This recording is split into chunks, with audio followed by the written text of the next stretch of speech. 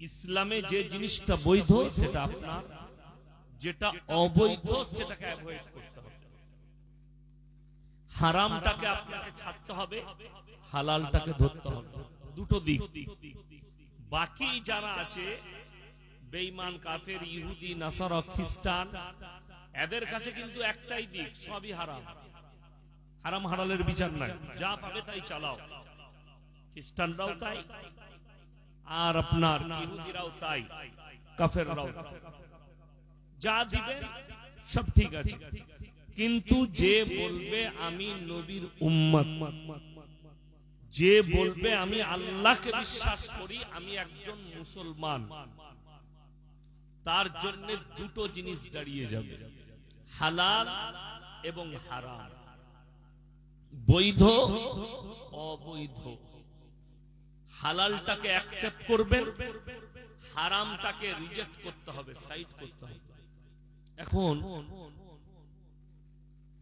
বর্তমানে আমি জলসা করে দেখছি যে জলসার স্টেজ আমাদের মতো মৌলবীরা যদি শুধুমাত্র পয়সা নিয়ে নিজের স্বার্থের জন্য এসে জলসা করে বাড়ি ফিরে যায়, তো আমার মনে মনে হচ্ছে যে রাসূল সাল্লাল্লাহু আলাইহি সাল্লামের হাদিস কত সত্য। নবীজি বলেছেন কিয়ামতের পূর্বে এক শ্রেণীর আলেম বার হবে যারা অন্যায়কে অন্যায় বলবে না, প্রতিবাদ করবে না, ন্যায় হক আর না হক বলবে না। এই শ্রেণীর এক শ্রেণীর আলেমকে আমি সব থেকে প্রথমে জাহান্নামে নিক্ষেপ করব। যারা চোখের সামনে অন্যায় হবে প্রতিবাদ করবে না, পাপ হবে প্রতিবাদ করবে না, পাপের কাজ চলবে প্রতিবাদ করবে না। এইটাই। আর আল্লাহর কাছে পৃথিবীতে যতগুলো পাপ আছে, মানুষ যে পাপগুলো করে সব থেকে নিকৃষ্ট পাপ হচ্ছে তিনটে। তার মধ্যে এক নম্বর হচ্ছে শিরকের পাপ। দেখুন, এই যে আজকের জলসা কবরবাসী, কবরস্থানের জন্য জলসা। আর জলসা কিসের জন্য হয়? নাচ গানা করার জন্য না কোরআন হাদিস শোনার জন্য? উত্তর দিবে। কোরআন হাদিস শোনার জন্য। আচ্ছা, কোরআন হাদিস শুনলে আর তার উপরে আমল করলে নেকি আছে না? আপনি আলহামদুলিল্লাহ বলে, সবাই একবার বলুন আলহামদুলিল্লাহ। আচ্ছা, এর দ্বারা নেকি পাওয়া গেল না গেল না? আল্লাহ শুকর আদায় করলেন, নেকি পাবেন। সুবহানাল্লাহ বললেন, নেকি পাবেন। তো জলসাই বক্তা বলা করায়, শ্রোতা বলে আলহামদুলিল্লাহ, সুবহানাল্লাহ, আপনি নেকি পাবেন। দরুদ পড়বেন সাল্লাল্লাহু আলাইহি ওয়াসাল্লাম, নেকি পাবেন। তাহলে এখানে নেকির কাজ হবে, নেকির কাজের জন্য। আজকে দুঃখ লাগছে, গোটা পশ্চিম বাংলায় একটা ফ্যাশন দাঁড়িয়েছে, জলসা করলে সুন্দর একটা মেলা দিতে হবে। সেদিন আপনারা মোবাইলে দেখেছেন আমার সঙ্গে তুমুল ঝামেলা। আমি পালিয়ে আসছিলাম, জলসা করছিলাম। যাই হোক, অনুরোধ করে জলসা করিয়েছে। জলসার শেষে স্টেজে এক হারাম করছে, আবার ওই মাদ্রাসার সেক্রেটারি, সে আমার সাথে ঝগড়া লেগেছে। হারাম কেন বলবে? আবার যে সভাপতি সাহেব, তিনি আবার একটা মৌলবি, সে আমাকে বলছে গ্রামে মানুষ দোকান করে, সেখানে তো মেয়েরা বাজার করতে যায়। আমি বললাম তুমি দাইয়ুস মৌলবি, বেদনাদায়ক কথা। এটা একটা মৌলবির ভাষা যে গ্রামে দোকান থাকে সেখানে মেয়েরা বাজার করতে যায়? তো তুই মৌলবি হয়ে যদি তোর বউ বাজার করতে যায়, তা ইসলাম তার জন্য দায়ী? তিনটে কারণ ছাড়া, শুনেন আমার মারা যারা বসে আছেন, যারা স্বামী বসে আছেন, যারা বাপ বসে আছেন, তারা শুনে যান, যাদের বোন আছে, বিটি আছে, স্ত্রী আছে, তিনটে কারণ ছাড়া মেয়েরা বাড়ির বাইরে যেতে পাবে না। কটা? তিনটে। নাম্বার এক, যদি শরীর অসুস্থ হয় পর্দার সহিত ডাক্তারের কাছে চিকিৎসার জন্য যেতে পারবে। নাম্বার 2, নিকটবর্তী আত্মীয় মারা গেলে সেখানে যেতে পারবে। আচ্ছা, আপনি ইমানদারির সঙ্গে বলুন, মরা বাড়িতে মেয়েদের ভিড় বেশি না পুরুষদের? মেয়েদের। কেন? দুটো কারণ। এক হচ্ছে সবার সঙ্গে দেখা করব, 2 হচ্ছে মাংস ভাত খাবো। এই দুটো। আমি বললেই খারাপ, মেয়েদের মহলে আমি খারাপ বলবি। অনেক হারামখোর পুরুষ আছে, তারা আমাকে গালি দেয়। তোমাদের গালিতে আমার আল্লাহর রহমতে কোনো যায় আসে না, কিন্তু বাস্তব বলছি, নিকট আত্মীয় হলে তবে যেতে পাবে। একটা মহিলা পর্দার সহিত, আজকে দেখুন শরীয়তের উপরে না টিকার কারণে ইসলামকে নিয়ে মোবাইলে অমুক জায়গায় বহু টোল হচ্ছে। কিছুদিন আগে আমাদের বর্ধমানে একটা মার্ডার হয়েছিল একটা গ্রামে, বর্ধমান জেলা, শুনেছিলেন তো? সেই মার্ডারে যার বাড়ির লোক মারা গেছে, সে মিডিয়ার সামনে কাঁদছে, 5 জন ছিল মাগো, 6 জন এসেছিল মাগো, চুটিয়ে কেটে দিলে মাগো। সেটা এমন হলো কান্নাটা, সেই কান্নাটা নিয়ে গান তৈরি হলো, ভাইরাল হলো, ডিজে তৈরি হলো। যদি বলে যারা করেছে তারা অপরাধ কাজ করেছে, ডিজে বানিয়েছে, গান বানিয়েছে, কিন্তু যে মেয়েটা এইভাবে বলে বলে কেঁদেছে, এটাও হাদিস বিরোধী এবং শরীয়ত বিরোধী। আল্লাহ রাসূলের হাদিসে আছে, তোমরা দুঃখ পালন করলে মুখ ছিঁড়ে, হাত চাপড়িয়ে, বুক চাপড়িয়ে তোমরা কান্নাকাটি করো না।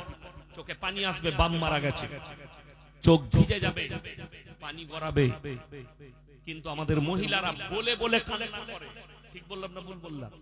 শুরু করে বলবে, শুরু করে কান্না করছে, এমন মনে হচ্ছে যে ও কোনো গীত গাইছে। এ তো শরীয়ত নয়। নাম্বার 3, হজ ফরজ হলে হজ করতে যাবে।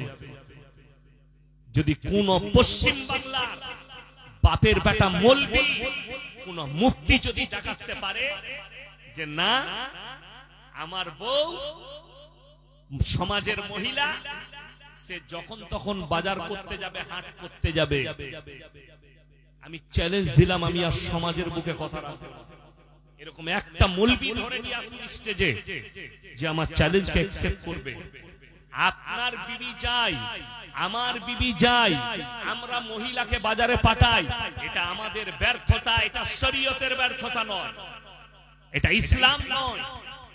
কেউ বলতে পারবে না এটা শরীয়ত, এটা ইসলাম। মেয়ে বাজারে যাচ্ছে, মেয়ে বেপর্দা ঘুরছে, এটা তোমার ব্যর্থতা। ইসলামে যেটা মারাত্মক দিক আছে, ইন্নাশ শাইতানা লিল ইনসানি আদুব্বুম মুবিন, শয়তান হচ্ছে মানুষের প্রকাশ্য দুশমন। আমাদের মতো মৌলবীরা অনেক দূরের কথা। কোরআন শোনাবো আপনাদেরকে। জুলাইখা যখন নিজেকে বেবস্ত্র করে ইউসুফ নবীর সামনে দাঁড়িয়েছে, বেবস্ত্র মানে উলঙ্গ।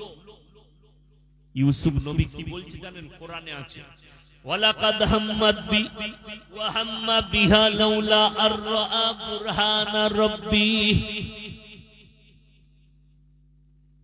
আমাকে শয়তান ধোঁকা দিয়েছে, কেউ নেই কামরার ভেতরে, মহিলাটা একা, উলঙ্গ, যা পারবি করে লে। সে তো আল্লাহ আমার উপরে দয়া করেছে, আল্লাহ আমাকে হেফাজত করেছে। নবী পয়গম্বর, আল্লাহ হেফাজত করেছেন। তা না হলে জুলাইখা দাওয়াত দিয়েছে, ওয়াকালাত হাইতালাক, আমার দিকে অগ্রসর হও, আমাকে টিপে ধরো আর মনের বাসনা কামনা পূরণ করো। ইউসুফ নবীকে দাওয়াত দিয়েছে। ইউসুফ নবী বলছেন, ক্বালা মাযাল্লাহ ইন্নাহু রাব্বি আহসানা মাসওয়াই ইন্নাহু লা ইউফলিহুজ জালিমিন। আমার আল্লাহ আমাকে কুয়ো থেকে তুলে বাদশার ঘরেতে লালিত পালিত করেছে, আমি কেমন করে নিজের ওপরে জুলুম করতে পারি। ইউসুফ নবী কাঁদছেন, আল্লাহ এই নারীর হাত থেকে বাঁচাও, বদকারের হাত থেকে বাঁচাও। এটা নবীর কথা বলছি, আর কোরআনের প্রথমেই আছে, ইন্নাশ শাইতানা লিল ইনসানি আদুব্বুম মুবিন, শয়তান মানুষের প্রকাশ্য দুশমন। ইউসুফ নবীর ভাই, তাদেরকে শয়তান ধোঁকা দিলে কখন? যখন ইউসুফ নবী 7-8 বছরের ছেলে স্বপ্ন দেখেছে, আব্বাকে বলছেন কি, নিজের বাপ ইয়াকুব নবীকে সকালে বাপের কোলে বসে বলছে, আব্বা আমি রাতের অন্ধকারে স্বপ্ন দেখলাম। কি স্বপ্ন? ইজ ক্বালা ইউসুফ লিআবিহি ইয়া আবাতি ইন্নী রাআইতু আহাদা আশারা কাওকাবা ওয়াশ শামসা ওয়াল কমারা রাআইতুহুম লিসাজিদিন। আব্বাজান আমি স্বপ্ন দেখলাম রাতের অন্ধকারে 11টা নক্ষত্র, চন্দ্র এবং সূর্য আমাকে যেন সিজদা করছে। সুবহানাল্লাহ, এটা কোরআন, সূরা ইউসুফ। আমি স্বপ্ন দেখলাম 11টা নক্ষত্র, চন্দ্র এবং সূর্য আমাকে যেন সিজদা করছে। ইয়াকুব নবী বুঝতে পারলেন আমার এই সন্তান কোন সাধারণ ছেলে নয়, এটা পয়গম্বরদের নিশানি। আমার এই ছেলেটা মহাপুরুষ হবে, একে আল্লাহ নবুয়ত দান করবে। মহব্বতটা একটু বেড়ে গেল। শয়তান বাকি ভাইদিকে বললে, দেখি না তোর বাপ ইউসুফকে বেশি ভালোবাসছে, তাহলে এক কাজ কর, ওকে তোরা মার্ডার করে দে। শয়তানের চক্রান্ত ভাইদের কাছে, কিন্তু বাপ ছাড়ে না ইউসুফকে। বেটারা বললে, আব্বা একবার আমাদিকে দেন, ইউসুফ আমাদের ভাই, আমরা ছাগল চড়াতে যাব জঙ্গলে, ইউসুফকে নিয়ে যাব, আমরা এতগুলো ভাই আছি, দেখভাল করব, অসুবিধা নেই। সাথে করে নিয়ে গেল, ভাইদের মধ্যে দ্বন্দ্ব দাঁড়ালো জঙ্গলে। কেউ বলছে মার্ডার করে দে, কেউ বলছে কুয়োর মধ্যে ফেলে দাও। সেই ভাইদের ভোট হলো, ভোটে বেশি সংখ্যক বললে মারার দরকার নাই, কুয়োতে ফেলিয়ে দে, এমনি মরে যাবে, মার্ডার করার দরকার নাই। ইউসুফ নবীকে কুয়োর মধ্যে ফেলা হয়েছে, আল্লাহ হেফাজত করেছে। এতটুকু চোট লাগেনি ইউসুফ নবী। কুয়োর মধ্যে, কুয়োতে পানি নেই, ইউসুফ নবী অন্ধকারে, আর তার জামাটা খুলে নিয়েছে। জামাটা খুলে যেমন ভাবে প্রাণী ছিঁড়ে, বাগে ছিঁড়ে, সেইভাবে নুচে ছাগল জবাই করে রক্ত লাগিয়ে নিয়ে চলে এসেছে। কার কাছে? বাপের কাছে, ইয়াকুব নবীর কাছে, আব্বাজানের কাছে। সব ভাইরা ইয়াকুব নবীর দরবারে হাজির। আব্বা বিপদ হয়ে গেছে, আমরা খেলা করছিলাম ছুটাছুটি, ইউসুফকে বলেছিলাম আমাদের মালগুলো দেখবি, জামাগুলো। আমরা ঘুরে এসে দেখেছি ইউসুফকে বাগে খেয়ে নিয়েছে, ইউসুফকে বাগে খেয়ে নিয়েছে। ইয়াকুব নবীর হাতে যখন জামাটা দিয়েছে, ইয়াকুব নবী কি বলেছেন জানেন? ইয়াকুব নবী চোখে পানি, কাঁদতে শুরু করেছেন, কাঁদতে সন্তানের জন্য। ওয়াজাউ আলা কমিসিহি বিদামিন কাদিব ক্বালা বাল সাওয়ালাত লাকুম আনফুসুকুম আমরা ফাসাবরুন জামিল আল্লাহুল মুস্তাআনু আলা মা তাসিফুন। হাতে জামা নিয়ে ইয়াকুব নবী কাঁদছেন ইউসুফের জন্য। আমার সন্তান যেখানে আছে আল্লাহ যেন হেফাজত করে। ইয়াকুব নবী বুঝতে পেরেছেন আল্লাহ নবীদিকে কখনো যারা পয়গম্বর হবে তাদেরকে বেত্রাঘাতে মৃত্যু দিবেন, তারা বিপদে মারা যাবে না, কোন বাঘ শিয়ালে কুকুরে তাদেরকে কোন প্রাণী খেতে পারে না। যেহেতু ইয়াকুব নবী আমার ইউসুফ এমন স্বপ্ন দেখেছে, এটা নবীদের নিদর্শন, পয়গম্বর তাকে বাঘে খেতে পারে না। আল্লাহর কাছে কাঁদতে লাগলেন, আল্লাহ ফাসাবরুন জামিল আল্লাহুল মুস্তাআন ওয়া আলা মা তাসিফুন। আল্লাহ তুমি আমাকে সবর দাও, আমার সন্তানের তুমি হেফাজত করো। এই দোয়া করেছেন ইয়াকুব নবী সন্তানের জন্য। শয়তান ধোঁকা দিয়েছে, যাও মেরে দাও, মার্ডার করে দাও, কুয়োয় ফেলেছে। ইউসুফ নবীর উপরে যদি শয়তান চক্রান্ত করতে পারে, আমার মতো ফুটো মৌলবীকে কি করে শয়তান ছেড়ে দিবে? আমার কথা ছেড়ে দাও, তোমার মতো যুবক যুবতীকে কি করে শয়তান ছেড়ে দিবে? মেলাতে জানেন 3টে দুটো নারী, একটা নারী আর একটা পুরুষ যদি নির্জনে হাজিরি দেয়, তৃতীয় নম্বর যে আছে তার নাম হচ্ছে শয়তান। নির্জনে একটা নারী আর পুরুষ, পর নারী পর পুরুষ এক কাছে হওয়ার শরীয়তে জায়েজ নেই, হারাম। তৃতীয় নম্বর যার এন্ট্রি হবে সে হচ্ছে শয়তান। অনেক দোকানদার আছেন যারা দোকান দিচ্ছেন, তারা মনে মনে ভাববেন এই মৌলবি তো আমাদের বাজার খারাপ করছে, এই মৌলবি তো আমাদের ব্যবসা তুলে দিতে চাইছেন। না, আমি তোমার ব্যবসা তুলতে চাইনি। তা না হলে মানুষ জিলেবি খাবে, মানুষ একটু পকোড়া খাবে, মানুষ একটু চা খাবে। সেই দোকানগুলো বসান আর মাইকে অ্যানাউন্স করে দেন যে কোন মহিলা কোন দোকানে যেতে পাবে না, কোন মহিলা কোন দোকানে যেতে পাবে না। আরে দুঃখ লাগে, বেদনা লাগে যে একটা মেয়ে সে জলসার নাম করে বাড়ি থেকে বের হয়েছে, জলসা শুনবো, হাদিস কোরআনের কথা শুনবো, কিন্তু তার আড্ডা হচ্ছে কোথায়? মেলা তালায়। আমি ওই গাড়িতে শুয়েছিলাম, মসজিদে মশা কামড়াচ্ছিল, আমি গাড়ির সামনে সিট ফেলিয়ে শুয়েছিলাম।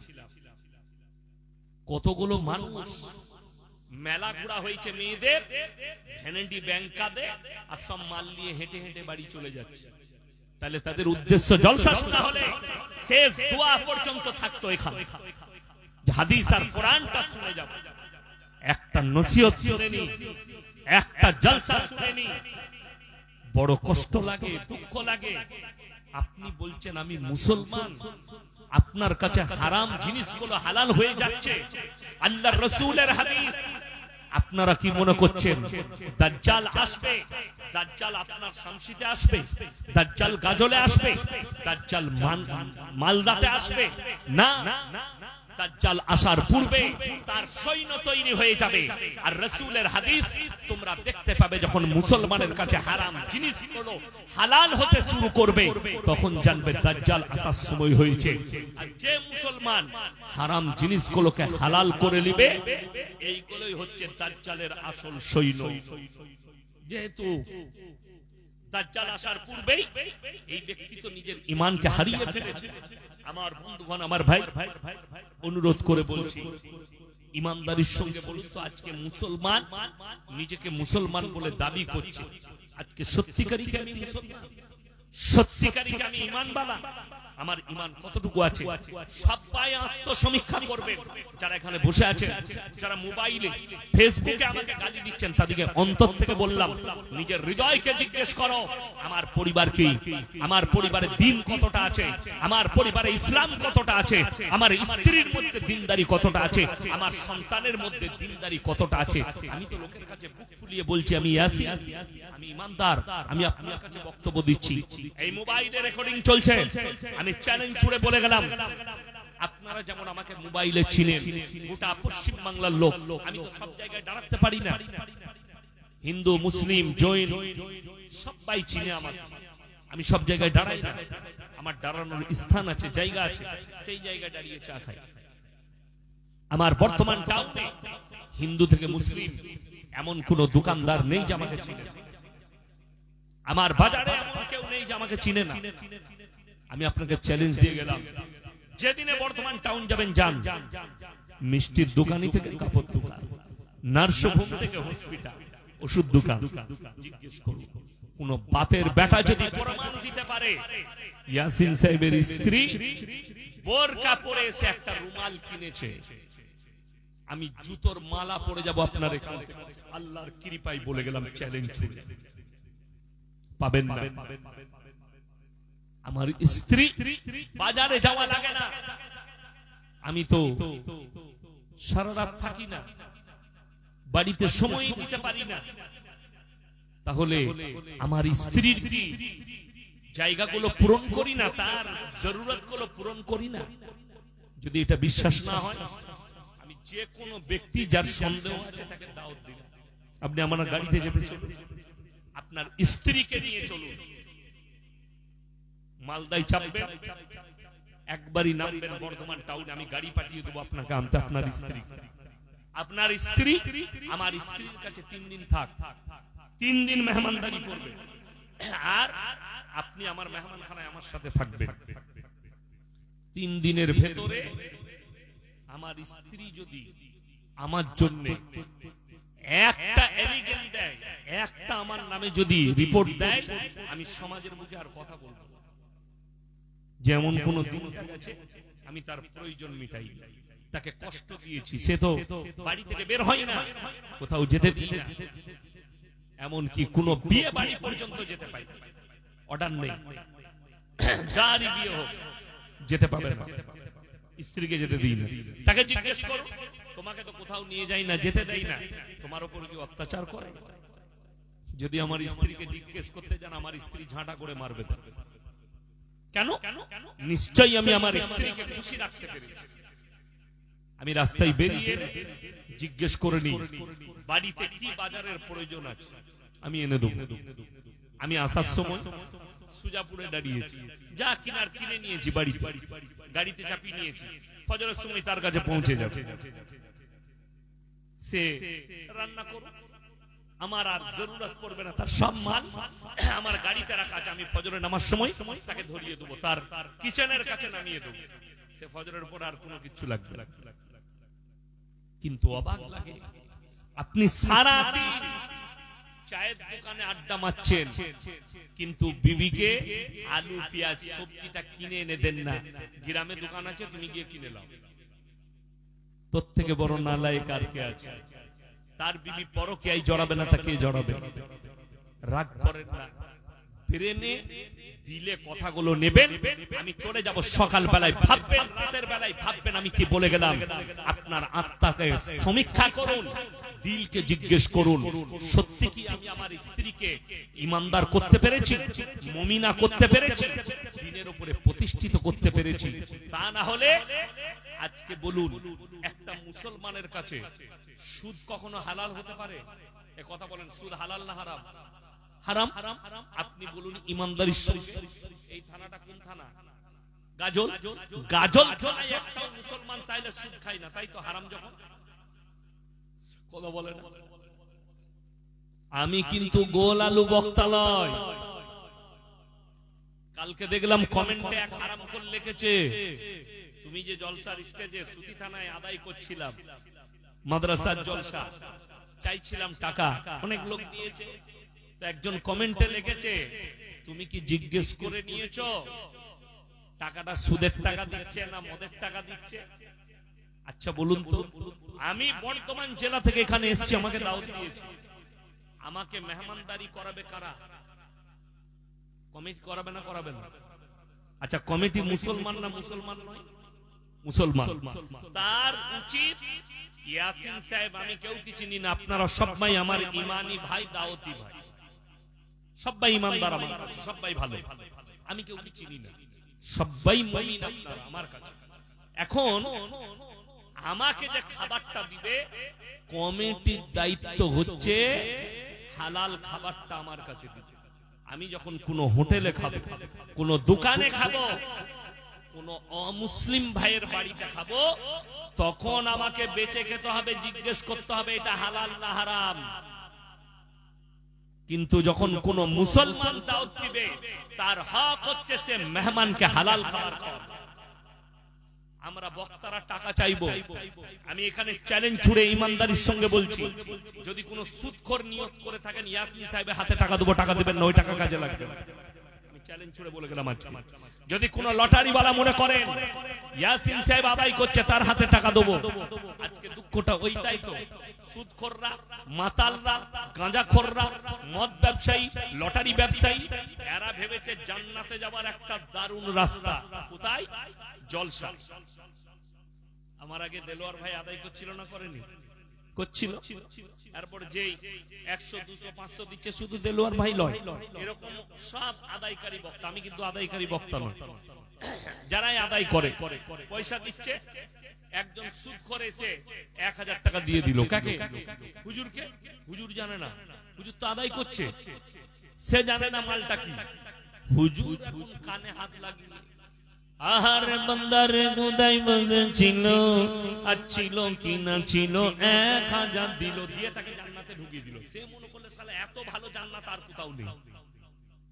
তুমি বলেছো যে আমি সুদখোর, তুমি হুজুরকে বলেছো এটা সুদের টাকা। যদি বাপের বেটা হও, পশ্চিম বাংলায় আমি যে স্টেজে থাকবো আর মাদ্রাসা মসজিদের জন্য টাকা চাইবো, ঈদগার জন্য টাকা চাইবো, কবরস্থানের টাকা চাইবো, স্টেজের সামনে খালি এসে বলবে যে হুজুর এটা সুদের টাকা দিচ্ছি, আল্লাহর কসম খেয়ে বলছে আমার জুতোটা তোমার মুখে মারবে। চ্যালেঞ্জ ছুড়ে বললাম, তুমি যত বড়ই বাপের বেটা হও আর নেতা হও আর যত বড়ই মন্ত্রী হও, তোমার আস্পর্দা কি করে হলো তুমি মসজিদে সুদের টাকা দিবে? তোমার আস্পর্দা কি করে হলো মাদ্রাসায় সুদের টাকা দেবে? তোমার টাকা প্রয়োজন নাই, তোমার হারাম টাকা দিন চালানোর জন্য প্রয়োজন নাই। একটা গরিব মানুষ আলু ব্যবসা করে, চাষ করে খায়, সেই লোকটা যদি 1 টাকা দান করে আর একটা সুদখোর যদি 1 কোটি দান করে, আল্লাহর কসম করে বলছে এই 1 টাকা ওয়ালা জান্নাতে যাবে, কিন্তু সুদখোরের হারাম করে দান কবুল হবে না। চ্যালেঞ্জ, তোমার কোন জায়গায় আঘাত লাগবে, ঘা হবে আমি জানি না। সুদ হারাম, শুধু হারাম নয়, আমার আল্লাহ কোরআনে বললেন ওয়াহাল্লাল্লাহুল বাইয়া ওয়া হারামাল রিবা, যারা সুদকে আমি হারাম করেছি, ব্যবসাকে হালাল করেছি। যে ব্যক্তি জেনে শুনে সুদ খেলো, এই লোক আল্লাহর সঙ্গে যুদ্ধ ঘোষণা করলো। ইমানদারির সঙ্গে বলুন তো, যে লোক আল্লাহর সঙ্গে যুদ্ধ ঘোষণা করছে, এই লোক কখনো মুমিন হতে পারে? এক কথা বলেন, এই লোক মুমিন নয়। যে ব্যক্তি, এখানে হাত তুলে বলুন তো কে জানেন না মদ স্পর্শ করা হারাম? কথা বলে না, জানেন না? জানেন না? জানেন তো? তাহলে মুসলমান, আপনাকে আমি গাজল থানায় দেখি, গাজল থানায় মুসলমান মদ পান করছে, মদ বিক্রিও করছে। ঠিক বললাম না ভুল বললাম? শুধু গাজল থানায় নয়, গোটা পশ্চিম বাংলায় প্রত্যেকটা থানায় দেখেন। আপনি কদুবাড়ি মোড়ে চলুন, গাজল বাজারে চলুন, আমি আপনাকে দেখিয়ে দেবো। মুসলমান বাজারে চলুন, হরিশ্চন্দ্রপুরে চলুন, সুজাপুরে চলুন, কালিয়াচকে চলুন, ধুলিয়ানে চলুন, উমরপুরে চলুন, বেলডাঙ্গায় চলুন, কলকাতা পর্যন্ত যতগুলো বাজার পড়বে আমি দেখিয়ে দেবো। মুসলমান কাউন্টার লাগিয়ে লটারি বিক্রি করছে আর মুসলমান লটারি কাটছে। কিছু যদি টাকা আসে, লটারি বিক্রি যদি করে আমার যদি যেন ব্যবসা চলে। অথচ রাসূল সাল্লাল্লাহু আলাইহি সাল্লামের হাদিস, যারা নিজেদের সন্তানের মুখে হারাম খাবার তুলে দিবে, তাদের সন্তান কোনোদিন নেক সন্তান হতে পারে না। আর পৃথিবীতে জীবনে যতগুলো ভাই আছেন, মা বোন আছেন, শুনে যান, 3টে জিনিস যদি পৃথিবীতে কেউ রেখে যেতে পারে, কিয়ামতের সকাল পর্যন্ত আপনি কবরে শুয়ে শুয়ে নেকি পাবেন। জোরে বলুন সুবহানাল্লাহ। নাম্বার 1, নেক সন্তান। নাম্বার 1 হচ্ছে নেক সন্তান। নেক সন্তান কেমন? আপনি মারা যাওয়ার পরে আপনার সন্তান যেন এমন মুমিন হয়, এমন দিনদার হয়, আপনার জানাজার নামাজটা পড়াতে পারে, কবর জিয়ারত করতে পারে, আপনার জন্য দান খায়রাত করতে পারে, আপনার জন্য দোয়া করতে পারে। নামাজ পড়লো এশা আর আল্লাহকে বলল, আল্লাহ গো, আমি তো 5 ওয়াক্তের নামাজি, গুনাহগার, আমার আব্বা দুনিয়া থেকে চলে গেছে, আমার আব্বাকে তুমি ক্ষমা করে দাও। রিওয়ায়েতে আছে, হাদিসে আছে, চোখের পানিটা গালে গড়ানোর আগে আমার আল্লাহ দোয়াকে কবুল করবেন। জোরে বলুন সুবহানাল্লাহ। অথচ আপনি আপনার সন্তানকে তৈরি করতে পারেন। আপনার সন্তান নামাজ তো দূরের কথা, বাপের কবর পর্যন্ত জিয়ারত করতে জানে, বাপের জন্য দান করতে জানে না। এইটা হচ্ছে 1 নম্বর সাদকা। কোন মা বাপ সে যদি নেক সন্তান দুনিয়াতে রেখে যায়। নাম্বার 2, জীবনে বেঁচে থাকতে, এই দুনিয়াতে বেঁচে আছে, নিজের জন্য কবরস্থান, ঈদগাহ, মাদ্রাসা, মসজিদ, এতিমের বিয়ে, গরিব এতিম মিসকিন এদের খেয়াল রাখুন, যার পয়সা মসজিদে লেগেছে, মাদ্রাসায় লেগেছে, ঈদগাহে লেগেছে, কবরস্থানে লেগেছে, এই সাদকায়ে জারিয়া আপনি কবরে চলে যাবেন। কিয়ামতের সকাল পর্যন্ত যতদিন কবরস্থান বাকি, যতদিন মসজিদ বাকি, যতদিন ঈদগাহ বাকি, কাল কিয়ামতের সকাল পর্যন্ত আপনি শুয়ে শুয়ে নেকি পেতে থাকবেন। বলুন সুবহানাল্লাহ। নাম্বার 3টা মারাত্মক, খায়রুকুম মান তাআল্লামাল কুরআন আল্লামাহু, যারা ইলম হাসিল করে এবং অপরের কাছে পৌঁছায়। আজকে আপনি আমার মুখ থেকে শুনে যাচ্ছেন লটারির টিকিট হারাম। যারা লটারি ওয়ালা আছেন, যারা লটারি টিকিট কাটেন, তারা এখানে বসে ইস্তেগফার যদি করেলেন আর আপনি আপনার বন্ধুকে মেসেজ পাঠান, ভাই ইয়াসিন ভাই এসেছিল কালকে আমাদের গ্রামে, তো তিনি বলে গেছেন লটারির টিকিট হারাম, অর্থাৎ লটারি কাটবো না, আপনি নেকি পাবেন, আমিও নেকি পাবো। এইভাবে আপনি প্রচার করবেন। যারা ইলমটা ছড়ায় এবং যাদের মাধ্যম দিয়ে ছড়ায়, একের পর এক পেরিয়ে যাবে, সবাই নেকি পেতে থাকবে। আমার বন্ধুগণ, আমার ভাই, অথচ আমরা জানি না আমরা অজান্তে কতগুলো পাপে লিপ্ত আছি। অজান্তে আমাদের পরিবার কি পাপে লিপ্ত আছে, কতগুলো পাপ করছে। না আমার বাড়িতে কোরআনের তেলাওয়াত আছে, না আমার বাড়িতে নামাজ আছে, না আমার বাড়িতে দিনদারি আছে, না আমার বাড়িতে বিসমিল্লাহ আছে। অথচ কোরআনে আছে ফাইদা কারাতাল কুরআন ফাস্তাইজ, जबकि कुरान पढ़ने के लिए जाओ तो बसमाला का इस्तेमाल करो। কিরাতের একজন কিতাব লিখেছেন কারি আব্দুর রহমান মক্কি রহমাতুল্লাহ, মারাত্মক কিতাব ফাওয়াইদে মক্কিয়া, তার মধ্যে লিখেছে कि बसमाला का इस्तेमाल करो। যে কোনো কাজে, যে কোনো কাজে তুমি বিসমিল্লাহর ইস্তেমাল করো, ব্যবহার করো। তোমার বিবিকে বলেছো সকাল বেলায় মাংসটা কাটবে, যখন বিসমিল্লাহ বলে, সবজির রান্না শুরু করবে বিসমিল্লাহ বলে, হাঁড়িতে যখন প্রথম চালটা দেবে বিসমিল্লাহ বলে। আমাদের বিসমিল্লাহ নাই, আমাদের বাড়িতে তারবিয়ত নেই, আমাদের বাড়িতে দস্তরখান নেই। আরে দুঃখ লাগে। আমি আপনাদের বহু এলাকায় গেলাম, দস্তরখান জানে না, গামছা বিছিয়ে মৌলবীকে ভাত দেয়। জানি না আপনার বাড়িতে মেহমান এলে আপনি কি করেন। দস্তরখানটা ময়লা ফেলার জন্য নয়, দস্তরখান হচ্ছে কোন খাবার পড়ে গেলে সেখান থেকে তুলে খাওয়া। উত্তরপ্রদেশে যান, দিল্লিতে যান, আমি যখন লখনৌ ইরফানিয়ায় কিরাত করতাম, তো একজন দাওয়াত দিলে একটা বন্ধু বলে हमारे घर में रात को खाना खा लो, उन्हें इंशाल्लाह आएंगे। तो আমরা 3-4টা বন্ধু গেলাম তার বাড়িতে খেতে। দস্তরখান বিছিয়েছে, বাটি করে কটোরা করে তরকারি এলো, কিমা, ভুনা, চিকেন চিল্লি সব এলো, আর রুটিগুলো দিয়েছে প্লেটে নয়, দস্তরখানের চারিদিকে রুটি নামিয়ে দিয়েছে দস্তরখানের উপরে, ওখান থেকে লাও ছিঁড়ে ছিঁড়ে খাও। বড় কষ্ট। আপনি তারবিয়ত শিখলেন না, আপনার বাড়িতে দ্বীন এলো না, আপনি নিজেকে মুসলমান বলছেন। আজকে পশ্চিম বাংলা, বিহার, উড়িষ্যা, ঝাড়খণ্ড, বেশিরভাগ লোক শিরক আর বিদআতে ডুবে আছে। আজকে দেখেন মুসলমানদের ঈমান ধ্বংস করার জন্য এমন ভাবে উঠে পড়ে লেগেছে যে আমাদের মতো মৌলবীরা পর্যন্ত ওই জালে ফেসে যাচ্ছে। কেন? স্বার্থের জন্য। আমি ইয়াসিন, আমাকে যদি এখনই কেউ বলে তোমাকে 1 কোটি টাকা দেব, কেন? বলে গাজলে একটা ফাংশন হচ্ছে, স্টেজে চলে আসবে। আমাকে একজন মোবাইলে পাঠালো, ছবিটা আছে মোবাইলে, মুর্শিদাবাদের একজন বক্তা আপনাদের এলাকাতেও আসে, বক্তব্য দেয়। আমি দেখে খুব দুঃখ পেলাম, ভিডিওটা পাঠালো। গানের একটা স্টেজে যেখানে গান চলছে, আর্টিস্টরা আছে, সেই নারীর পেছনে সে হুজুর দাঁড়িয়ে আছে, সেই বক্তা দাঁড়িয়ে আছে, মাথায় টুপি না দিয়ে।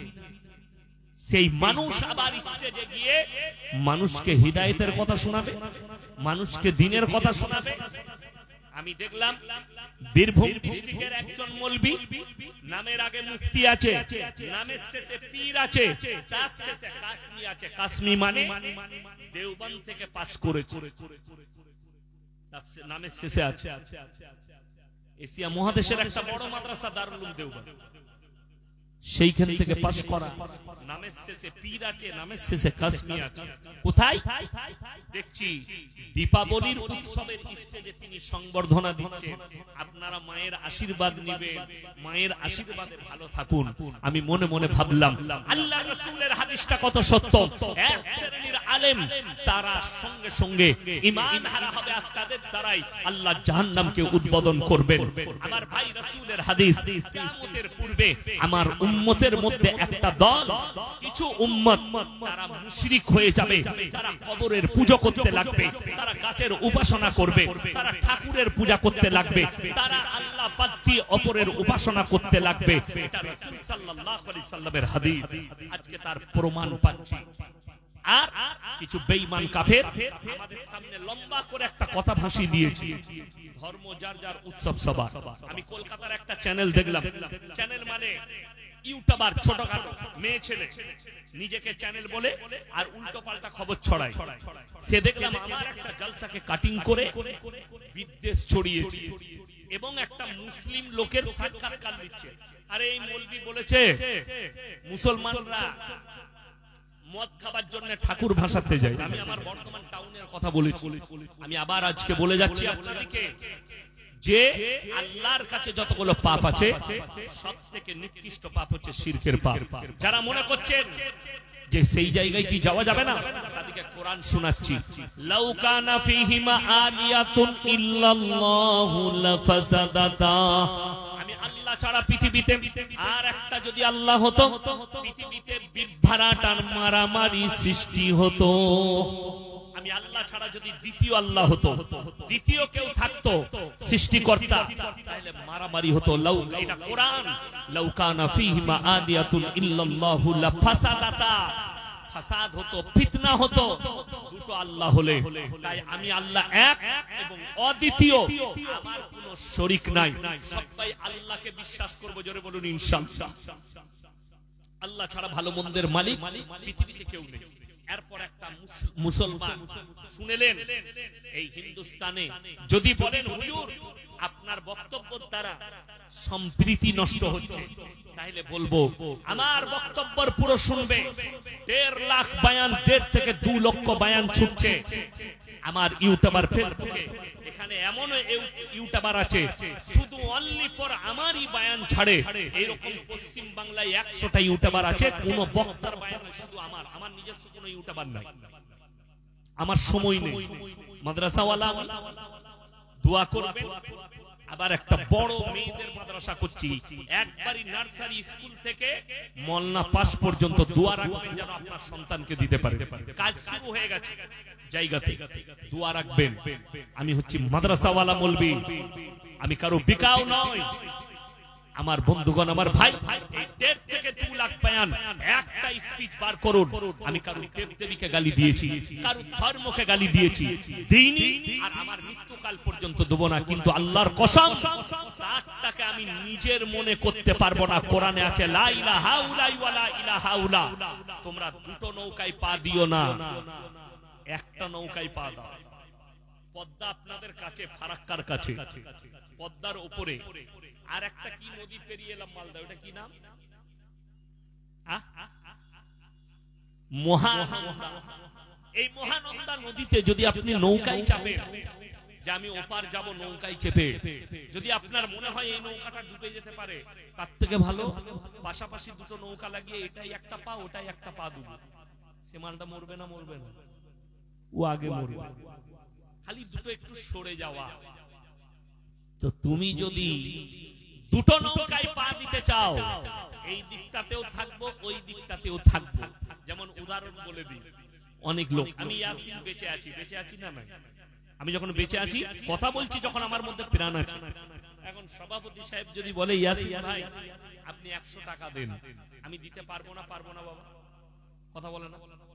পারবো, এখনই পকেট থেকে বার করে দিই। আচ্ছা আমি যদি মরে যাই দিতে পারবো? কথা বলেন। মরে গেলে দিবার ক্ষমতা নেই। এইটাই তো বুঝার। কিছু সিন্নিখোর আমাকে গালি দিচ্ছে। আরে আমি বুঝাচ্ছি, আমি যদি মরে যাই আর কিছু দিবার ক্ষমতা না থাকে, তাহলে বাবার কবরে গিয়ে কি করে ভালো মন্দ চাইবে? তুমি সে কি করে দিবে? ছেলে চাইছো, মেয়ে চাইছো, কে বুঝাবে? দুঃখটা ওইটাই, আল্লাহ ছাড়া ভালো মন্দ কল্যাণ অকল্যাণের মালিক পৃথিবীতে কেউ নেই। সম্প্রীতি যারা বলছেন, সম্প্রীতি আপনার বুঝে আসেনি। রাসূল সাল্লাল্লাহু আলাইহি সাল্লামের হাদিস, তোমরা ততক্ষণ পর্যন্ত মুমিন হতে পারবে না যতক্ষণ পর্যন্ত তোমার কাছ থেকে তোমার প্রতিবেশী সুরক্ষিত নয়। বুখারী শরীফের হাদিসে আছে, তোমরা নিজের জন্য যেটা পছন্দ করো তোমার ভাইয়ের জন্যও সেই জিনিসটাই তুমি পছন্দ করো। এটা রাসূলের হাদিস।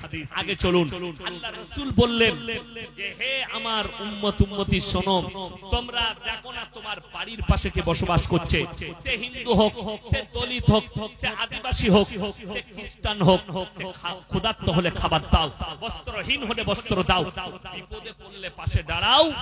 তার মানে এটা নয় যে তার উৎসব হলে তুমি গিয়ে দাঁড়াও, এটার মানে তা নয়।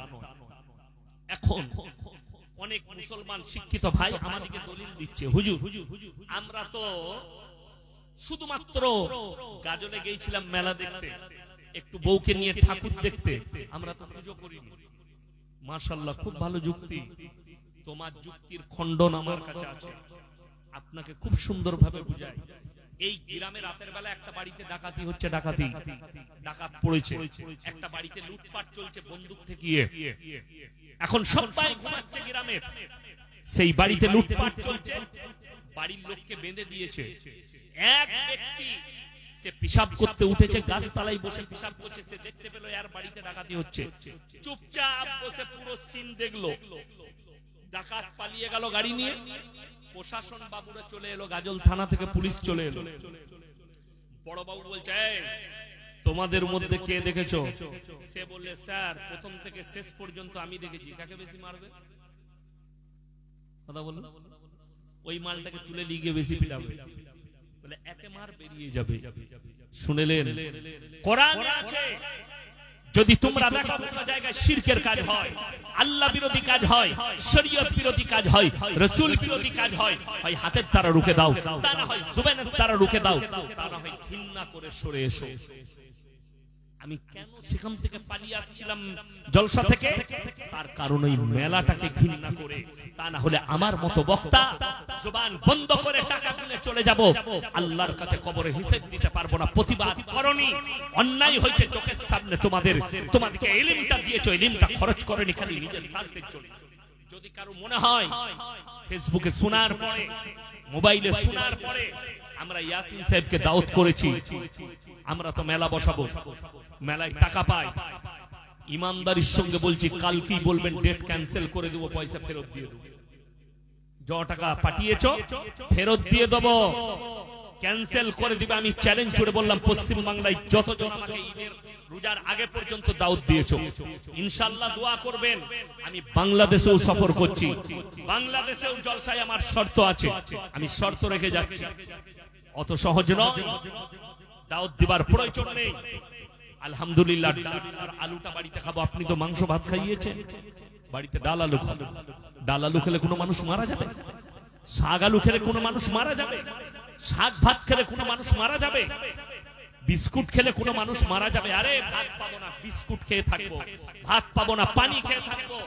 আল্লাহর কৃপায় গুজরাটের 2002 এর দাঙ্গায় আমি ওখানে একটা মাদ্রাসায় পড়াশোনা করি। 7 দিন পর্যন্ত ভাত পাইনি, শুধু বিস্কুট আর পানি খেয়েছিলাম। মারা যায়নি, এখনো বেঁচে আছেন। কে বলল আপনাকে? মানুষ খেয়ে মারা যায় না।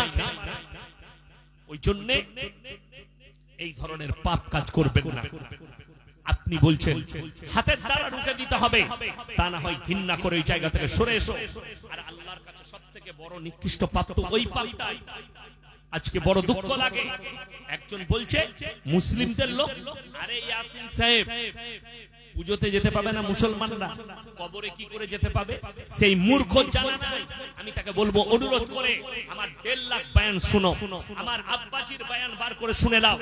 আমাদের বাপ বেটার নামই হচ্ছে শিরক বিদআত খণ্ডনকারী বক্তা। আমরা শিরক বিদআতের উপরে কঠোর, যারা শিরকে ডুবে থাকে, যারা বিদআত কাজ করে। আরে আমি এমন বাপের বেটা, আমি ফুরফুরার বুকের উপরে জলসা করে এসেছি, কারণ বাপের হিম্মত নাই আমার সঙ্গে স্টেজে ভিড়ি। আসো প্রমাণ দিয়ে যাও। আজকেই আমি শুয়েছিলাম, দেখলাম নাম লেখা উঠলো, আসাম থেকে ফোন করেছে, কি রিজবি না খিজবি নাম লেখা আছে। বলছে হুজুর আপনি বলেছেন কিয়াম করা জায়েজ নেই। আমি বললাম একদম অবশ্যই বলেছি, কি হয়েছে? বলছে আমার কাছে দলিল আছে। আমি বললাম দলিল তোর বাপ দাদার নয়, সব থেকে বড় দলিল একজন বার করে নিয়ে আয়, ইমাম আবু হানিফা রাহিমাহুল্লাহ। আপনারা মনে করবেন কিয়াম মানে কি? কিয়াম মানে হচ্ছে দাঁড়ানো, আর কিয়াম করা হচ্ছে ফরজ। কোথায়? নামাজে। সিন্নিখোরদের জানা দরকার নামাজে দাঁড়ানো কি কথা বলে না, ফরজ। কিয়াম করা ফরজ নামাজে। কিন্তু ইয়া নবী সালামুন আলাইকা, ইয়া হাবিব সালামুন আলাইকা, দিল দিলা লাড্ডু, এইগুলো ইসলামী শরীয়ত। এইটা কোরআন হাদিসে নেই। তুমি প্রমাণ দাও। ইমাম আবু হানিফা রাহিমাহুল্লাহ কবে তোমার মতো দাঁড়িয়ে কিয়াম করেছে? ইমাম শাফি, ইমাম মালিক, ইমাম হাম্বল, চারটা ইমামের মধ্যে একটা দেখাও। আল্লাহর রাসূল চলে যাওয়ার পরে কোন সাহাবী দাঁড়িয়ে কিয়াম করেছে? অনেকজন ভাবছে আল্লাহ রাসূল সাল্লাল্লাহু আলাইহি সাল্লামের হাজির নাজির, আল্লাহ রাসূল সাল্লাল্লাহু আলাইহি সাল্লামকে হাজির নাজির বললে কোরআনকে মিথ্যা বলা হবে, কোরআনকে অস্বীকার করা হবে। আল্লাহ রাসূল সাল্লাল্লাহু আলাইহি সাল্লাম হাজির নাজির নয়, তার মারাত্মক দলিল শুনেলেন। মারাত্মক এক নম্বর দলিল হচ্ছে সূরা ইউসুফ, আলিফ লাম রা তিলকা আয়াতুল কিতাবিল মুবিন ইন্না আনজালনাহু কুরআনান আরাবিয়্যান লাআল্লাকুম তাকিলুন নাহনু নাকুসসু আলাইকা আহসানাল কসাস বিমা আওহাইনা ইলাইকা হাযাল কুরআন ওয়া ইন কুনতা মিন ক্বাবলিহি লামিনাল গাফিলিন। একবারই সূরা ইউসুফের প্রথম পৃষ্ঠা প্রথম আয়াত থেকে শুরু করলাম। আল্লাহ কোরআনে বললেন সূরা ইউসুফে, হে নবী তোমার পূর্বে একজন ইউসুফ বলে নবী এসেছিল, তার বৃত্তান্ত ঘটনা আমি ওহীর মাধ্যমে জানাচ্ছি। আল্লাহ রাসূল যদি হাজির নাজির হতেন কোরআনটার প্রয়োজন হতো না। কোরআনে আল্লাহ যা জানিয়েছেন, আল্লাহ রাসূলের অজানা তথ্যগুলো আল্লাহ ওহীর মাধ্যম দিয়ে জানিয়েছেন। আল্লাহ তাআলা কোরআনকে পাঠিয়েছেন নবী সাল্লাল্লাহু আলাইহি সাল্লামের কাছে জিবরিল আমিনের মাধ্যম দিয়ে। আল্লাহর রাসূল হাজির নাজির হলে আল্লাহর রাসূলের মিরাজকে অস্বীকার করা হবে। হাজির নাজির মানে কি? এখানেও আছে, গাজলেও আছে, সব জায়গায়। আচ্ছা বলুন তো, কোনদিন আল্লাহ রাসূলের জন্য একটা হাদিস এই মৌলবীরা বার করতে পারবে? আমরা বার করতে পারবো? আল্লাহর নবী আজকে বাংলাদেশে আছে, আল্লাহর জন্য শুনেছেন কোনদিন? আল্লাহ পাকিস্তানে আছেন, কালকে বাংলাদেশ, পরশু আমাদের গাজলে আসবে, আল্লাহর জন্য এরকম শব্দ শুনেছেন কোনদিন? কোন মৌলবী বলেছে? কেন না? এই শব্দ আল্লাহর জন্য, কিন্তু নবীর জন্য। নবী যদি হাজির নাজির হয়, নবী মক্কাতেও আছেন, মদিনাতেও আছেন, এখানেও আছেন, তাহলে নবী সাল্লাল্লাহু আলাইহি ওয়াসাল্লামকে হাজির নাজির বললে মিরাজকে অস্বীকার করা হবে। কেন? নবীজি সশরীরে মিরাজ হয়েছে, কোরআনে আছে সূরা বনী ইসরাঈল।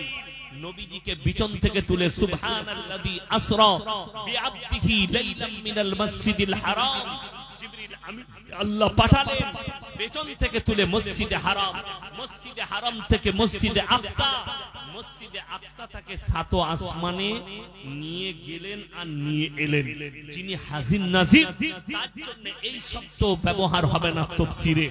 আমার বন্ধুগণ, আমার ভাই, আমি আপনাদেরকে অনুরোধ করে বলছি, কেউ শিরকে লিপ্ত হবেন না, শিরক আর বিদআতে লিপ্ত হবেন না। আজকে কষ্ট লাগে, অনেক মুসলিম ভাই টোল করছে কাকে? ইসলামকে। কেন? बोले इनका भी धर्म जो है किस्सा और कहानी से भरा हुआ। किस वजह से? ये सुन्नी खोर के वजह से।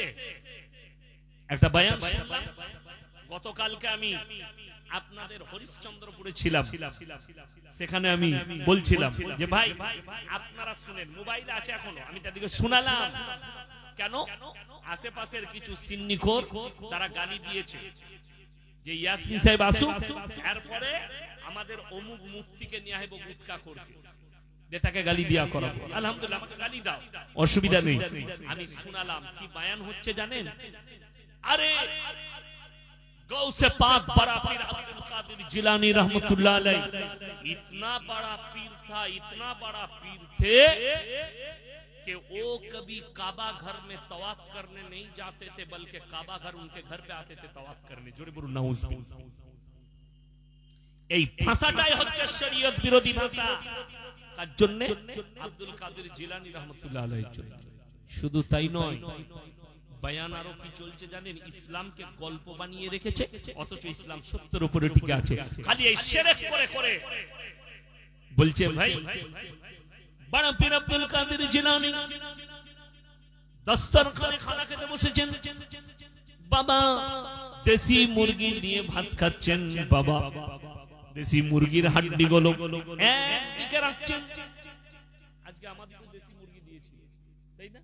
দেশি মুরগি তো আমরা খেয়ে খেয়ে হাড্ডি গুলো তো দস্তরখানে রাখলাম, একটা বাটি দিয়েছে তার উপরে হাড্ডি গুলো রাখলাম।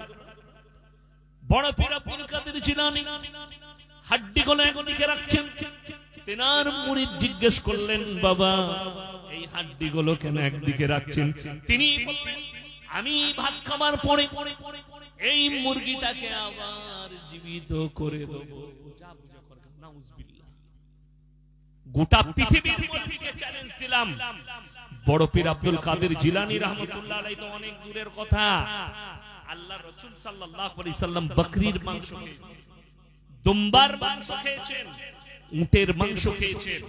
কোন বাপের বেটা মৌলবী যদি একটা জাল হাদিস দেখাতে পারে যে নবীজি সাল্লাল্লাহু আলাইহি সাল্লাম বকরির মাংস খেয়েছেন, বকরিটাকে জীবিত করে দিয়েছেন, আমি চ্যালেঞ্জ দিলাম কিয়ামতের সকাল পর্যন্ত নবীজির জন্য এরকম একটা হাদিস নেই। শুধু এই কথাই নয়, বড় পীর আব্দুল কাদের জিলানী মসজিদের মধ্যে ফজরের নামাজ পড়তে গেলেন, আমার বাবা জিনা মসজিদে এত ভিড় হয়েছে, এত ভিড় হয়েছে, বড় পীর নামাজ পড়ালেন। ফজরের নামাজ পড়িয়ে বললেন, বাবা তোমরা যারা আমার পেছনে নামাজ পড়েছো তোমরা সবাই জান্নাতি। নাউজুবিল্লাহ। বড় কষ্ট লাগে। নবীজি সাল্লাল্লাহু আলাইহি সাল্লামের পেছনে সাহাবীরা নামাজ পড়েছেন না পড়েননি? কথা বলেন। এরকম একটা হাদিস দেখিয়ে দেন যে নবীজি বলেছেন যারা আমার পেছনে তোমরা আজকে নামাজ পড়লে তোমরা জান্নাতি। অথচ আশারে মুবাশশারাত 10 জন সাহাবীকে জান্নাতি বলা হয়েছে, 4 জন খলিফা। আরে বড় দুঃখের বিষয়, আজকের দিনে যদি বড় পীর আব্দুল কাদের জিলানী জীবিত থাকতেন, এই সিন্নি খোরকটাকে কাফের বলে ফতোয়া দিত খালি এই গল্প বানানোর কারণে, মিথ্যা অপবাদ দেওয়ার কারণে। এটা মারাত্মক জঘন্যতম পাপ, শিরকের পাপ। আমার বন্ধুগণ, আমার ভাই, অবাক হবেন, আপনার এলাকায় যদি কোনো হাজী সাহেব থাকে তিনাকে জিজ্ঞেস করবেন, মক্কা থেকে মদিনা 470 কিলোমিটার রাস্তায় একটা মাজার পাবেন না। আমার বাড়ি থেকে আপনার এখানে 300 কিলোমিটার রাস্তা, 300 হাজারের বেশি মাজার। অথচ মদিনায় জান্নাতুল বাকিতে আল্লাহ নবী জলিলুল কদর সাহাবীরা শুয়ে আছে। উহুদের প্রান্তরে 70 জন সাহাবীর কবর লোহার ব্যারিকেড দিয়ে ঘেরা আছে। ওই জন্যই তো দুঃখ লাগে যে আজকে অনেক অমুসলিম ভাই তারা মাজারে যাচ্ছে, মাজারে গিয়ে ভালো মন্দ তারা জানে যে আমরা মাটির তৈরি মূর্তির সামনে যেটা চাই এই মাজারে গেলেও সেটা পাওয়া যায়। যেহেতু মুসলমানরা মাজারে চাইতে যাচ্ছে, মাজারে সিজদা করছে, মাজারের কাছে ভালো মন্দ চাইছে, ওই জন্য আমার বন্ধুগণ শুনেলেন, এখানে যারা আছেন যদি কোনো আমার সুন্নি ভাই থাকেন, যারা কবর পূজারী থাকেন, তারা কান খুলে শুনে যান, কোন পৃথিবীর বাপের বেটা মৌলবি বলতে পারবে না 3টে জায়গা ছাড়া কোন জায়গায় নেকির উদ্দেশ্যে সফর করা যাবে না। Number 1 Mecca, number 2 Medina, number 3 Baitul মাকদাস। কেউ যদি নিয়ত করে আমি আজমিরে গিয়ে নামাজ পড়তে যাব, আজমিরের উদ্দেশ্যে সফর করব, নেকি পাবো, নেকি পাবে না, ঘুরিয়ে গুনাহ হবে। কেউ যদি নিয়ত করে আমি পাথরচাবড়ি যাব আর সেখানে গেলে নামাজ পড়লে নেকি পাবো, ঘুরিয়ে নেকি নয় গুনাহ হবে। আল্লাহ তাআলা আমাদের সকল মুমিন মুসলমানকে আল্লাহ হেফাজত করুক, বলুন আমিন। আমার ভাই, আমার বন্ধুগণ, দ্বিতীয় নম্বর ওয়ালা তাকতুলু আওলাদাকুম খাশিয়াতা ইমলাক নাহনু নারযুকুহুম ওয়া ইয়াহুম। হে আমার নবী বলে দাও, দরিদ্রতার ভয়ে তোমরা তোমাদের বাচ্চাকে কতল করো না। যারা সন্তানকে কতল করে, ওষুধ দিয়ে, ইনজেকশন দিয়ে যারা কতল করে দেয়, আল্লাহ তাদের উদ্দেশ্য বললেন তোমরা দরিদ্রতার ভয়ে, সকলে বলুন রুজির মালিক কে বাবা? আল্লাহ। রুজির মালিক হচ্ছেন আল্লাহ। সকালবেলায় উঠে একবার গাছের দিকে তাকান। গোটা পৃথিবীতে আল্লাহ যত মখলুক পাঠিয়েছেন, সমস্ত মখলুকের মধ্যে, সৃষ্টিকুলের মধ্যে মানুষই হচ্ছে এমন একটা আল্লাহ সৃষ্টি যাদিকে ইনকাম করতে হয়, পরিশ্রম করে খানা খেতে হয়। আপনি ইনকাম করলে খাবার পাবেন না, আপনাকে বাজারটা বিবিকে এনে দিতে হবে, বিবি রান্না করবেন, তারপরে তুমি খানা পাবে। কিন্তু সকালবেলায় উঠে গাছের দিকে তাকিয়ে দেখো, একটা পাখি বিনা পরিশ্রমে আল্লাহ তাকে রুজি দান করে। এই পাখিটা তো অনেক দূরের কথা, আল্লাহ তাআলা এমন ভাবে পৃথিবীটাকে সৃষ্টি করেছেন। বিজ্ঞান বলছে পৃথিবীর 3 ভাগ প্রাণী সমুদ্রের তলে, 1 ভাগ স্থলে। ওই 3 ভাগ প্রাণীর মধ্যে সব থেকে সমুদ্রের তলে বড় প্রাণীর নাম হচ্ছে নীলতিমি। একদিনে 24 ঘন্টায় 100 কুইন্টাল খাবার খায়, 10 টন খাবার খায়। কে রুজি দান করে? আমি আল্লাহ রুজি দান করি। পৃথিবীর যতগুলো মখলুক আছে, একটা পিঁপড়ে পর্যন্ত, তার রুজির মালিক আমি আল্লাহ। আর তুমি মানুষ বিশ্বাস করো না যে আল্লাহ আমাকে রুজি দিবে? আল্লাহ তাআলা কোরআনে বললেন, কোন ব্যক্তি যদি কোন মানুষকে হত্যা করে, নিরীহ মানুষকে যদি কেউ হত্যা করে, গোটা মানব জাতিকে সে হত্যা করলো। কেউ যদি কোন মানুষের উপকার করে, গোটা মানব জাতির উপকার করলো। আপনি ভেবে দেখুন, স্ত্রীর পেটে বাচ্চা, আপনি লুকিয়ে ইনজেকশন দিয়ে, ওষুধ দিয়ে তাকে নষ্ট করে দিলেন, মার্ডার করলেন। জানেন সরকারের কাছে দণ্ডনীয় অপরাধ। সরকার নিয়ম করেছে 3টের বেশি বাচ্চা দিবেন না। আপনি 3টে বাচ্চা নেন, সরকার যখন কায়েম করেছে, আপনার উপায় নেই, কিন্তু আপনাকে অন্য প্রযুক্তি ব্যবহার করতে হবে। কিন্তু বাচ্চা চলে এলে তাকে যদি হত্যা করো, তখন তুমি বিপদগামী হয়ে যাবে। আমার বন্ধুগণ, আমার ভাই, খুব ভালো করে বুঝবেন, কোরআনে আছে। যারা মনে করছেন কেউ জানে না, আমার পরিবার জানে না, কেউ জানে না, একমাত্র আমি জানি, আমার স্বামী জানে, তারা শুনেলেন ইন্নাল্লাহা লা ইয়াখফা আলাইহি শাইউন ফিল আরদি ওয়ালা ফিস সামা, সূরা আল ইমরান। আমি আল্লাহ রাব্বুল আলামিন, পৃথিবীতে এমন কোন জিনিসটা নেই যে আমার কাছে গোপন আছে। ওই জন্য আমার ভাই, আপনি যদি মনে করেন পৃথিবীর কেউ জানে না, আপনি ভুল পথে আছেন। যদি মনে করেন কেউ বুঝতে পারেনি, আমার ভাই ভুল পথে আছেন। কোরআনে আছে যে কিয়ামতের দিনে সূরা ইয়াসিন, আল ইয়াউমা নাখতিমু আলা আফওয়াহিহিম ওয়া তুকাল্লিমুনা আইদিহিম ওয়া তাশহাদু আরজুলুহুম বিমা কানু ইয়াকসিবুন। আমি তাদের জবানগুলো সিলাই করে দেব, তাদের হাত কথা বলবে, তাদের চোখ কথা বলবে, তার অঙ্গ প্রত্যঙ্গকে কথা বলার আমি আল্লাহ যোগ্যতা দান করব। আমার বন্ধুগণ, আমার ভাই, ওই জন্য অনুরোধ করছি সবাই মুমিন হব, বলুন ইনশাআল্লাহ। এরপরে শেষে বলবো, 3টে ব্যক্তি যদি আপনাদের কাছে হাত পাতে, তাদের হাতকে ফিরাবেন না। নাম্বার 1, ওয়া আতিদাল কুরবা, তোমার কাছের গরীব। নাম্বার 2, ওয়াল ইয়াতামা ওয়াল মাসাকিন, এতিম আর মিসকিন যদি হাত পাতে, তার হাতকে ফিরাবে না। ওয়াবনাস সাবিলি ওয়ালা তুবাদদির তাবদীরা, আর মুসাফির যদি হাত পাতে, তার হাতকে ফিরিও না। আমার বন্ধুগণ, আমার ভাই, খুব ভালো করে বুঝবেন, কেউ যদি হাত পাতে, আপনি 1 টাকা যদি দান করেন, মাথায় রাখবেন আল্লাহ আমাকে দেনেওয়ালা বানিয়েছো, আমাকে হাত পাতনেওয়ালা বানাওনি। আল্লাহ আমাকে দেনেওয়ালা বানিয়েছো, আমাকে হাত পাতনেওয়ালা বানাওনি। কোন এতিম আর মিসকিন যদি হাত পাতে, তার হাতকে ফিরিও না। আর মুসাফির, এই 3 জন যদি দোয়া করে, আল্লাহ দোয়াকে কবুল করে নেয়।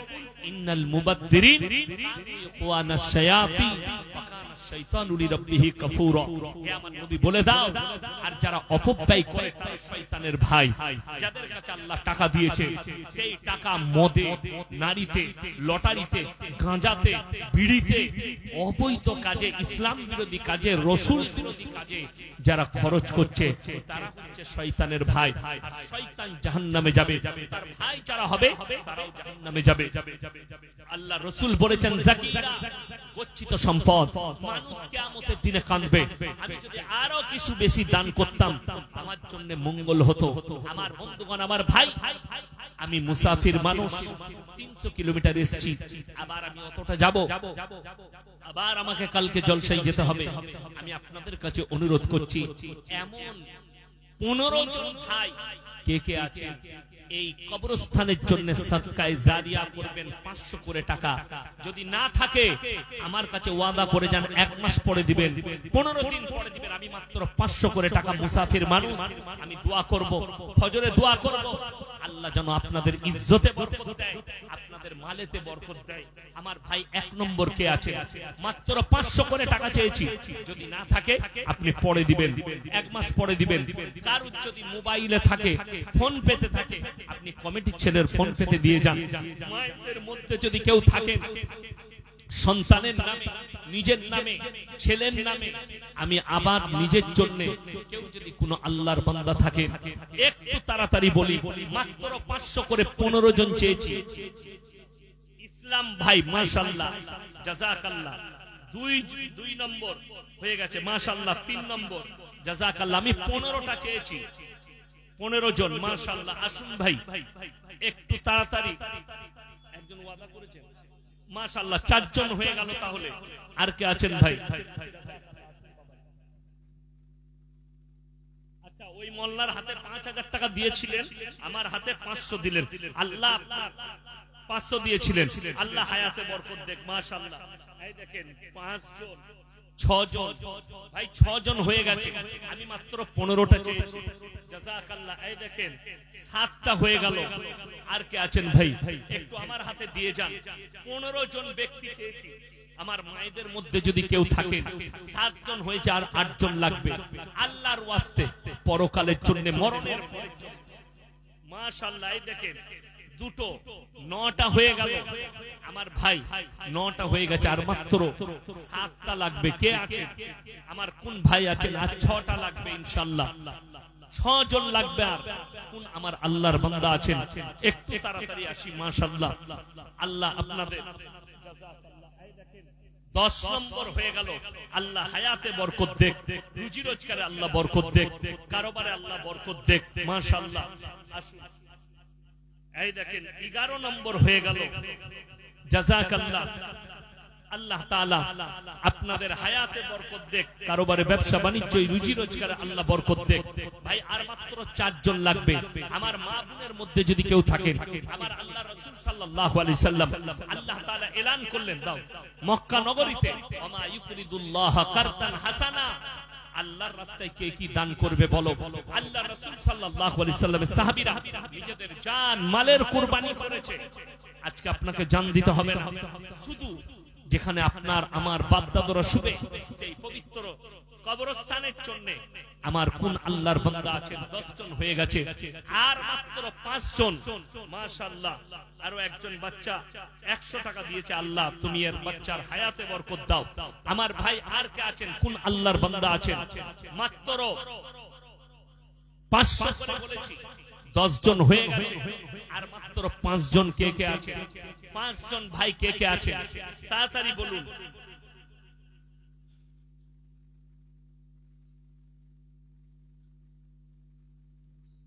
11 জন হয়ে গেছে ভাই, আর 4 জন লাগবে মাশাআল্লাহ। টাকা দিয়েছে, আর 4 জন লাগবে। 11টা 500 টাকা হয়ে গেছে, জাযাকাল্লাহ। আসুন মাশাআল্লাহ। আরো একজন ভাই 200 টাকা দিয়েছেন। আমার মা বোনেদের মধ্যে যদি কেউ থাকেন, স্বামীর নামে, সন্তানের নামে, যদি না থাকে কালকে দিবেন, 1 মাস পরে দিবেন। কোন আল্লাহর বান্দা আছেন? ওয়াদা করবেন 1 মাস পরে দিবেন। 2 মাস পরে দিবেন। একটু তাড়াতাড়ি আসি ইনশাআল্লাহ। কোন আমার ভাই আছেন, কোন আল্লাহর বান্দা আছেন, একটু তাড়াতাড়ি, মাত্র 500 করে টাকা চেয়েছি, কিছুই নয়। আপনি মরণের পরে বুঝতে পারবেন জাকিরা, মানুষ কাঁদবে কিয়ামতের ময়দানে দাঁড়িয়ে। আমি যদি আরো কিছু টাকা ব্যয় করে আসতাম আল্লাহর রাস্তায়, আমি যদি আরো কিছু দান করতাম, আমার জন্য মঙ্গল হতো, আমার জন্য ভালো হতো। তাই আমার ভাই আর কে আছেন, আমার কোন আল্লাহর বান্দা আছেন, একটু বলবেন ইনশাআল্লাহ। দেখি কে আছেন, যে আমি আছি, যে এই 100 টাকা আমি দেবো, 500 টাকা আমি দেবো। কে আছেন, আমার কোন আল্লাহর বান্দা আছেন যে তাড়াতাড়ি এসে 500টি টাকা দিবেন ইনশাআল্লাহ। দেখি কে আছেন।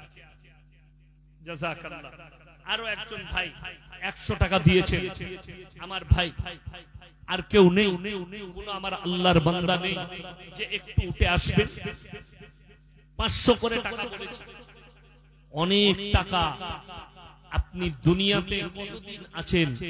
আপনি যেদিনে মারা যাবেন, আপনার এই সম্পদ, আপনার পকেটের টাকা, আপনার পকেটের পাস, আপনার সব কিছুর মালিক আপনার পরিবার, আপনার সন্তান হয়ে যাবে।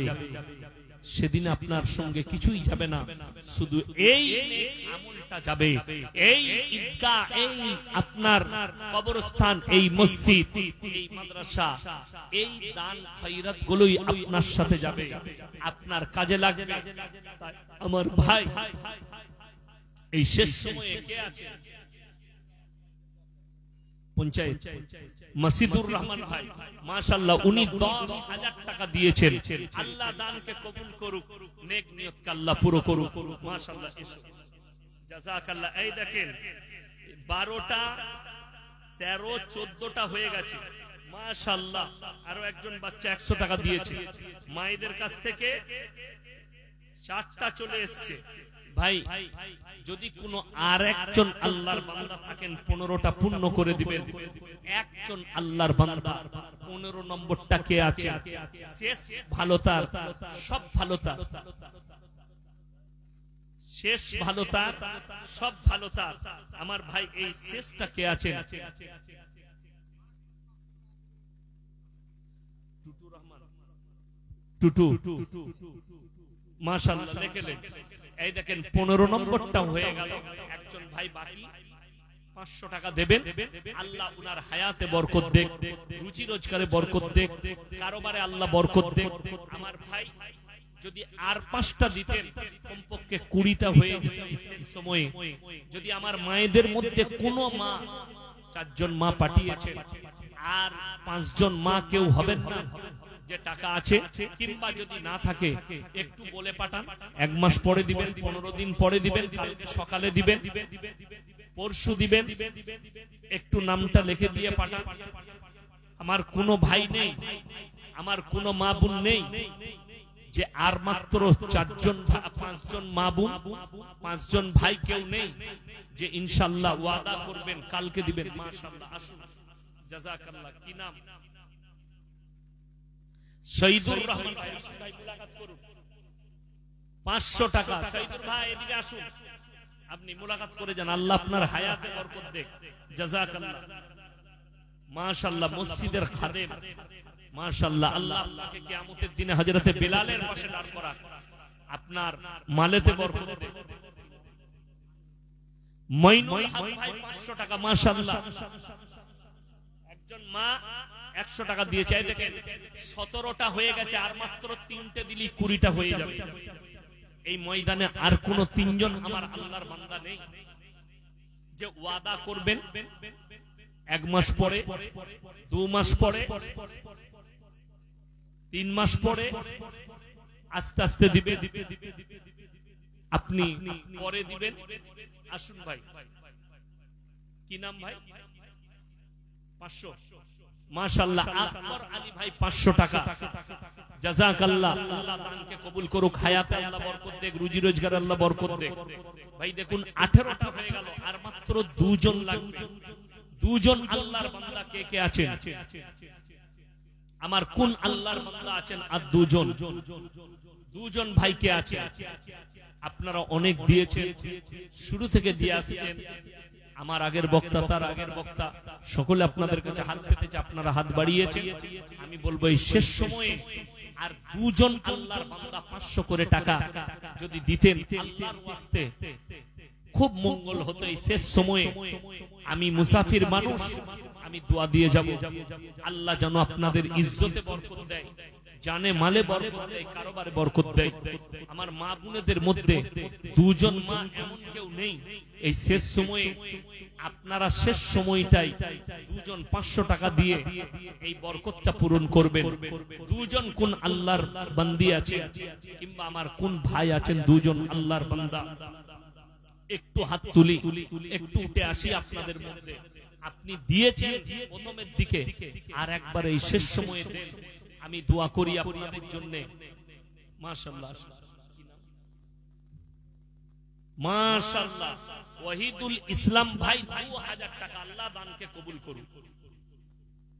ইরফান আলী ভাই 500 টাকা, মাশাআল্লাহ, আল্লাহ দানকে কবুল করুন, হায়াতে বরকত দেখ, রুজি রোজগার আল্লাহ বরকত দেখ, বালা মুশকিল। নম্বর 500 টাকাটা কে আছে? তাহলেই হয়ে যাবে। 19টা হয়েছে, 20 নম্বরটা কে আছে? আমার কোন আল্লাহর বান্দা আছেন 20 নম্বরটা? 20 নম্বর আল্লাহর বান্দাটা কে আছে?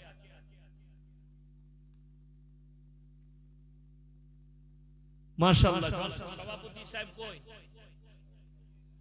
কে কে সভাপতি সাহেব? কত কত? 1000। আচ্ছা ঠিক আছে, ঠিক আছে, ঠিক আছে, ঠিক আছে। আচ্ছা, একজন মা 200 টাকা দিয়েছে, দেখে লাভ না, ওই ইশারা করে দিয়েছে 1000 টাকায়, ঠিক আছে ভাই। তাইলে বিজোড় হয়ে গেল 22টা, 21টা হয়ে গেল।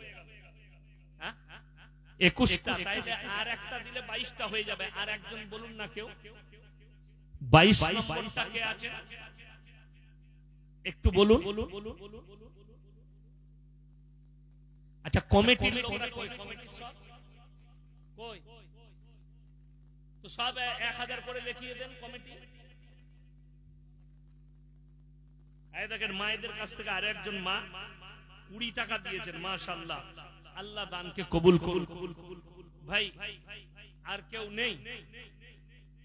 মাশাআল্লাহ, আপনারা অনেক টাকা দিয়েছেন, এই টাকাটা ধরে মাশাআল্লাহ। ভাই 21টা হয়ে গেছে। যাই হোক, আপনাদের কাছে হাত পেতেছি, আপনারা যথেষ্ট হাত বাড়িয়েছেন। আল্লাহ তাআলা আজকের এই জলসাকে কবুল করে লেখ। এই জলসার সেক্রেটারি, কেসিআর থেকে শুরু করে যত কমিটি আছে, আল্লাহ সকলের হায়াতে বরকত দেখ, সকলের রুজি রোজগারে বরকত দেখ, সকলকে আল্লাহ সুখী করুক, সকলের ইজ্জতে আল্লাহ বরকত দেখ। আল্লাহ যারা হাত বাড়িয়েছে তোমার দ্বীনের মহব্বতে, দ্বীনের খাতিরে, আল্লাহ তুমি তাদের দিকে রহমতের হাত বাড়িয়ে দাও, সকলের জানেমালে ইজ্জতে বরকত দাও, সকলের কারোবারে আল্লাহ বরকত দাও, সকলের রুজি রোজগারে আল্লাহ বরকত দাও। আজকের এই জলসার বক্তা থেকে সভাপতি আমাদের সকলকে আল্লাহ কবুল করুক, বলার থেকে শোনার থেকে বেশি বেশি আমলের আল্লাহ তৌফিক দান করুক। আল্লাহ তাআলা আজকের এই সভাকে কবুল করুক। আমরা যারা হাজিরি দিয়েছি আমাদের সকলকে আল্লাহ শিরক বিদআত থেকে হেফাজত করুক, কুফরি থেকে হেফাজত করুক, বদদিনী থেকে আল্লাহ হেফাজত করুক। আপনারা আমার জন্য দোয়া রাখুন, আমি আপনাদের জন্য দোয়া রাখি। ওয়া আলাইনা ইল্লাল বালাগ। আসসালামু আলাইকুম ওয়া রাহমাতুল্লাহি ওয়া বারাকাতুহু।